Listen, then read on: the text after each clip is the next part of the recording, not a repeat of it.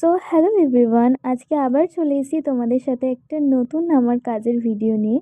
আমি কাজের ক্ষেত্রে কি ভার্নিশ ইউজ করি আর কিভাবে ইউজ করি সেটাই আজ তোমাদের সঙ্গে শেয়ার করব। তো এখানে আমি ডেকোরের ভার্নিশ ইউজ করছি, আর এই ভার্নিশের পেছনে ব্যাক টু ব্যাক সমস্ত স্টেপস সুন্দরভাবে লেখা থাকে। সো বিগিনার্সদের জন্য ভীষণই হেল্পফুল এটা। আর দেখো এখানে আমি কাজও স্টার্ট করে দিয়েছি। এই ভার্নিশটা যেহেতু ওয়াটার সলিউশন থাকে, তো তোমরা এখানে একটু জলও ব্যবহার করতে পারো, আবার অনেকে স্কিপও করে যেতে পারো। আর আমি এখানে শুধুমাত্র র ভার্নিশ যেটা হয়, মানে একদম ডাইরেক্ট ভার্নিশ ইউজ করছি। আমার মনে হয় যে ডাইরেক্ট ভার্নিশ ইউজ করলে একটু বেশি গ্লসি হয় জিনিসটা দেখতে, আর ফিনিশিংটা খুব সুন্দর হয়।